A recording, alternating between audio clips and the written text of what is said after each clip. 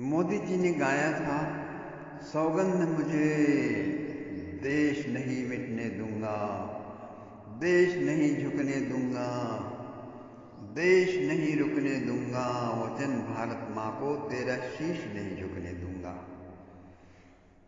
लेकिन झुका दिया देश का शीश गौ हत्या जारी करके, कलंकित ही रहने दिया भारत माँ को।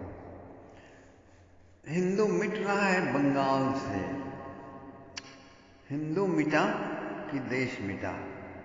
जहाँ से हिंदू गायब हो जाता है, जिस प्रांत से, या अल्प हो जाता है, वह भारत नहीं रह जाता। वह झुक जाता है, मिट जाता है, रुक जाता है, नष्ट हो जाता है, मर जाता है। वो इसका कारण है, हर भारतीय पैदा होते ही किसी शैतान को राष्ट्रपिता, किसी हिंदू रूप में सजे मुस्लिम धोखेबाज को राष्ट्रीय चचा, और फरजाना बेगम इंदिरा इज इंडिया और इंडिया इज फरजाना बेगम यानी इंदिरा, और एंटोनिया माइनो देश की बहू है, और राहुल विंसी खान देश का 50 वर्षीय युवा पीएम पद का प्रत्याशी है। तो इस तरह और भी जाने क्या क्या पढ़ते हुए ही जवान होता है। जवान होता है वह भी 70 डिग्री गर्मी में गले में टाई बांधकर, पसीने से तर पर कोट भी पहनकर, बाद में बदबू मारे तो मारे पर वजनी बूट पहनकर, इस प्रकार पढ़ाई करके बड़ा होता है। तो फिर उसके दिमाग का क्या कहना। और ऐसे लोग जब नेता चुनते हैं तो उस नेता का भी क्या कहना। इस प्रकार एक सोची समझी रणनीति, जिसका उद्देश्य है हिंदुओं के देश को लावारिस या सेकुलरिस्ट घोषित कर बिना कुछ युद्ध हड़पने का षड्यंत्र, यानी कि सेकुलरिस्ट कंट्री घोषित करना, युद्ध के बिना इसे हड़पने का एक षड्यंत्र, उसके तहत फ्रेम कर दिया जाता है। और बहुत सारे झूठ दिमाग में चिपका दिए जाते हैं कि झूठ के बगैर उसका अस्तित्व ही खतरे में मालूम पड़ने लगता है। प्रौढ़ होने पर इस दायरे के अंदर वाले को उदारवादी यानी लिबरल मानने पड़ते हैं, और जो दायरे के अंदर नहीं आते उनको कट्टर यानी ऑर्थोडॉक्स कहकर गाली गलौज हाथापाई करने को बाध्य हो जाता है। यही आज देश पर गांधीवाद नाम से जनमानस पर हावी है। स्कूल कॉलेज कोर्स की किताबें भी हिंदू विनाश और भारत पर विदेशियों के कब्जे करवाने को जायज ठहराने के दृष्टिकोण से लिखी गई है। इसीलिए जब भी गांधी का मुल्ला प्रेम और अपने ग्रैंड डॉटर इंसेस्ट और राष्ट्रघाती कृत्यों को उजागर किया जाता है तो तड़ाक से कट्टरवादी, भगवा, एंटी मुस्लिम और इस तरह के टाइटल उस पर ठोक दिया जाता है।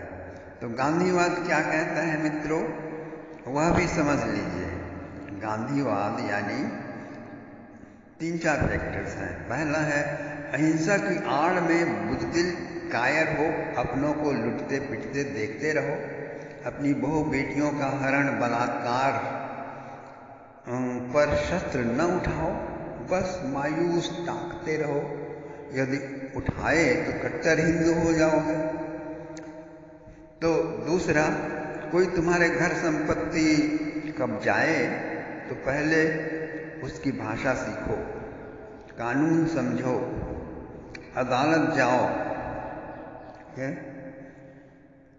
तीसरा, इस्लामी आतंकियों के खिलाफ मुंह मत खोलो, शैतान नहीं शहीद कहो उसको। चौथा, अपने आदर्श मान बिंदु जिन्होंने आपके लिए युद्ध किया, प्राण गंवाए, जीवन भर कष्ट सहे, ऐसे महाराणा प्रताप, छत्रपति शिवाजी, सरदार भगत सिंह, चंद्रशेखर आजाद को गुमराह भटके हुए बोलो, गुमनाम करो, भूल जाओ उनको। यही तो गांधीवाद है। पांचवा है, अपने या किसी के बहन बेटी पर दिमाग में कुकर्म का खप्त सवार हो जाए तो मुसलमान बनकर मुस्लिम गैंग बनाकर लूटो, बलात्कार करो, जबरन निकाह ठोको, फिर सब जायज हुआ समझो, जैसे गांधी के बेटे अब्दुल्ला ने किया। फिर गांधी ने अपनी नातिन को भोगा, 5-6 और लड़कियों के साथ ब्रह्मचर्य प्रयोग के नाम पर क्या कुछ किया वह जग जाहिर है।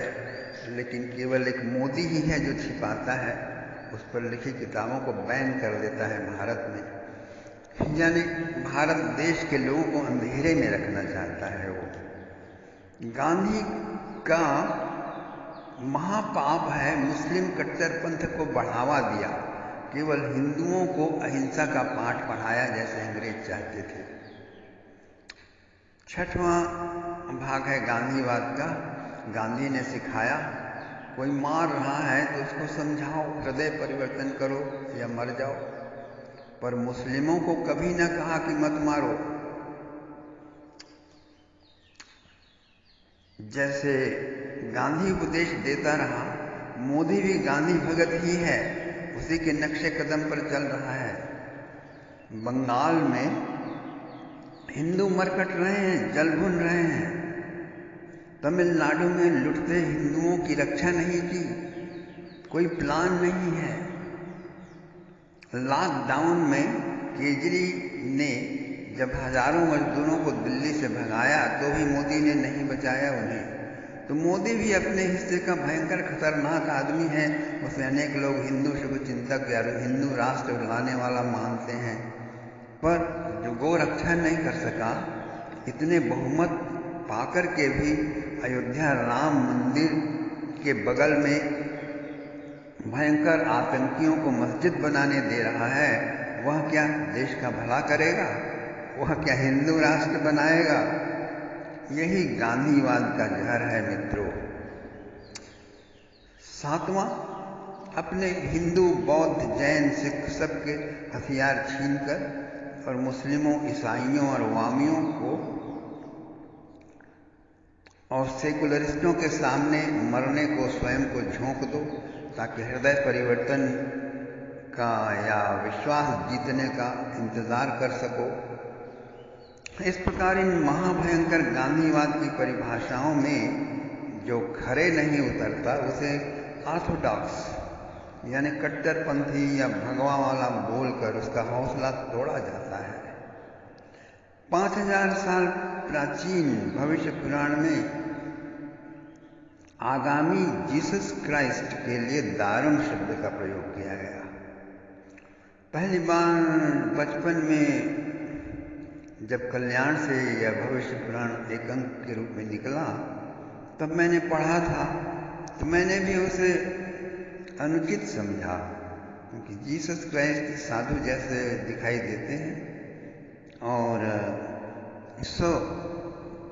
लेकिन मैंने जब हिस्ट्री पढ़ी, कैसे क्रिश्चियनिटी ने पूरे यूरोप के प्राचीन सभ्यताओं को तहस नहस किया, नष्ट किया, किस तरह अत्याचार किए लोगों पर, उन्होंने ईसाई बनाया, तब मुझे इस दारुण शब्द के प्रयोग की, ऋषि की प्रतिभा का लोहा मानना पड़ा। उससे ईसाइयत जो जन्मी जीसस से, उसने यूरोप के हर देश, अमेरिका, कनाडा, मैक्सिको, भारत में जो हत्याकांड, क्रूसेड, कन्वर्सन और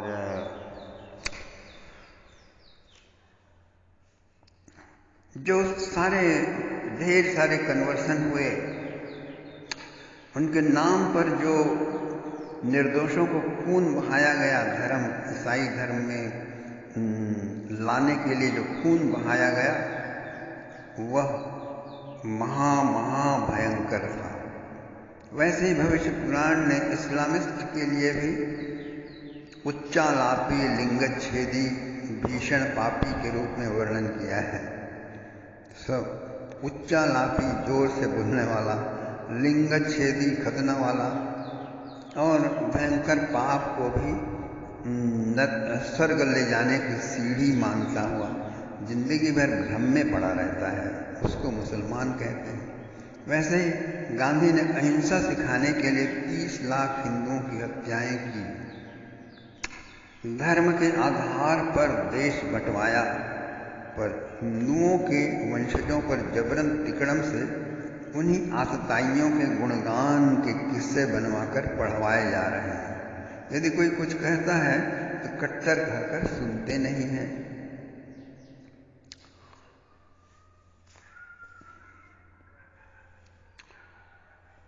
उसी प्रकार राष्ट्रीय स्वयंसेवक संघ फर्जी राष्ट्रवाद के चक्कर में हिंदूवाद, हिंदू मुद्दा भूल गया है। जो आरएसएस के जो फाउंडर थे डॉक्टर केशव बलिराम हेडगेवार, उनके हिंदुत्व में, उनकी ईमानदारी में कोई संदेह नहीं, लेकिन जो ही यह गोलवलकर के हाथों में आया, यह फर्जी होता गया। फिर सुदर्शन के आते तक तो यह बिल्कुल ही व्यर्थ हो गया, और मोहन भागवत के आते तक तो ये बहुत बुज़दिल और नाकारा हो गया। हिंदू न रहा, फर्जी राष्ट्रवादी संगठन में बदल गया। अब जंगल में है, सामने भेड़िया या भेड़ियों का समूह चला आ रहा है, तो गांधीवाद फॉलो करते आप प्रतिक्रिया नहीं करोगे, नज़रअंदाज करोगे, तो भी वे सब तुमको मार डालेंगे। तो वहीं बैठकर हृदय परिवर्तनार्थ भजन गाओगे, ईश्वर अल्लाह तेरे नाम सबको सम्मत दे भगवान, ऐसा गाओगे तो भेड़िया आपको बुरी तरह नोचेगा, फाड़ेगा। तो गुरु तेग बहादुर बंदा बैरागी आदि को जैसे तड़फा तड़फा के मार डाला, और आप हिंसा नहीं कर सकते गांधीवादी बनकर, तो उसे आपके ऊपर थूकने, मलमूत्र फेंकने जैसे जमातियों का गैंग आजकल कर रहा है। फिर इत्मीनान से मौज मस्ती पूर्वक आपके माँ बाप को भयंकर गालियाँ देते सिर धड़ से अलग कर देंगे, क्योंकि उनकी प्रवृत्ति ही ऐसी है। कुरान में लिख रखा है उनके मोहम्मद ने, अपने फिरके के बाहर वालों को मौत के घाट उतारो, लूटो, रेप करो। तो उनका सेकेंड नेचर है, उनके डीएनए में, उनके जीन्स में खुराफात, अपराध, हत्याएं जन्नत में स्थान पाने को जरूरी है। अगर आप जीत भी लिए, जैसे भारत पाकिस्तान से जीतता रहा है, चीन से पिछले 70 वर्षों से जीत ही तो रहा है, कभी यूएस की सहायता से, कभी यूएसएसआर की सहायता से खदेड़ दिया, घायल कर दिया, हरा भी दिया मुल्लों को, ईसाइयों को, तो उस समय तो चला जाएगा। पर फिर से सेना बटोर के, सैन्य बढ़ा के, विदेशी सहायता पाके हमारे यहाँ के भी नीच गद्दारों को फोड़ के फिर आप पर चढ़ाई करेगा, मार डाल सकता है, वह आपकी सारी सेना की ताकत तोड़ सकता है, संसद का हालचाल जान चुका है। तो आप भेड़िए को छल बल लगा के दुश्मन को पिंजरे में डाल दो, फिर ऐसा पालें कि वह आपसे डरने लगे। उसके साथ हिंसा भी जबरदस्त करनी होगी, जिसकी इजाज़त सहित श्री कृष्ण ने पूरे छल बल तिकड़म के साथ महाभारत में करके दिखा दिया। वह हम सब के डिमॉन्स्ट्रेशन के लिए है। तो यह करना धर्म की रक्षा के लिए, देश की रक्षा के लिए, आपके कर्तव्यों की रक्षा के लिए, परिवार की रक्षा करने के लिए बहुत ही ज़रूरी है। किसी भी तरह जीतना, उद्देश्य रखना ज़रूरी है, नहीं तो मर जाओगे। तो लेकिन हम ऐसे अभागे हैं, ऐसे बुज़दिल हैं कि महाभारत भी हम इंग्लिश में पढ़ते हैं, और वह भी ऐसे दुष्ट व्यक्ति के द्वारा अनुवादित जो गांधीवादी रहा हो उसको पढ़ते हैं तो यूएस और यूरोप के हर आविष्कार को ढंग से देखेंगे तो आपको पता चलेगा भाई चोरी करके छापे हुए आविष्कार हैं। राइट ब्रदर्स के पहले एक भारतीय ने विमान का सफल प्रदर्शन किया था। बिल गेट्स की माइक्रोसॉफ्ट कंपनी स्टीव जॉब्स की मेहनत को चोरी कर अपने नाम से कॉपीराइट की हुई है। स्टीव जॉब्स भारत के हिंदुओं से ही चुराकर उसका क्रेडिट इजिप्ट, चाइना या लास्ट सिविलाइजेशन को देकर गलत बोलकर बेचता रहता है। होम्योपैथी को बार्बेरिस वल्गरिस कई रोगों में काम आने वाला ऐसा फाइटोकेमिकल है जो द्रोणागिरी के संजीवनी वाले एरिया में जहाँ से हनुमान जी पर्वत ही उठा कर ले आए थे लक्ष्मण जी के प्राणदान के लिए, तो उसी पर्वत पर जर्मन शोधकर्ताओं ने जाकर खोज किया और वहाँ से काफ़ी सारी जड़ी बूटियाँ वहाँ से चुरा कर अपने देश ले गए। वहाँ नाम बदल कर बेचे जाते हैं और इस तरह बेच करके वे करोड़पति हो गए, मल्टी मिलियनियर हो गए। बड़े बड़े कॉन्फ्रेंस और बड़े बड़े अंतर्राष्ट्रीय कार्यक्रमों में मंचों में गर्व से कहते हैं यह शोध हमने किया है, पर भूल से भी मूल बात, असली बात नहीं कहते कि उन्हें यह भारत से मिला है। और यहाँ भारतीय भी ऐसे ब्रेन वॉश कर दिए हैं कि उन्हें सत्य का कोई भी अता पता नहीं है। झूठ में ही वे जीते हैं, झूठ ही उनका आदर्श है और झूठ ही उनका उद्देश्य है।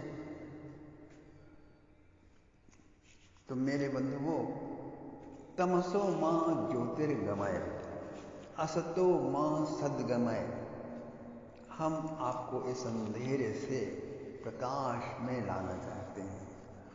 हम आपको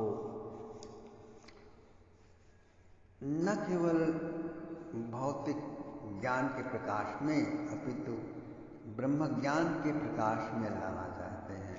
ऐसी जीवन विधा देना चाहते हैं जिससे शनै शनै भौतिक जीवन तो संपन्न हो, लेकिन उसके साथ आध्यात्मिक जीवन भी स्वयं आप प्राप्त हो जाए। तो इसके लिए पहले देश का उद्धार करना बहुत आवश्यक है। हमारी संस्कृति, हमारा धर्म, हमारी सभ्यता अक्षुण्ण बनी रहे, इसी में हमारा जीवन है, हमारा अस्तित्व है। हमारा अस्तित्व सुरक्षित रहेगा इसी प्रकार। इसलिए आपसे निवेदन है कि आप हमारा पॉलिटिकल एनलाइटनमेंट पार्टी ज्वाइन करें और हमारा सहयोग करें और हम साथ चलें। Thank you very much.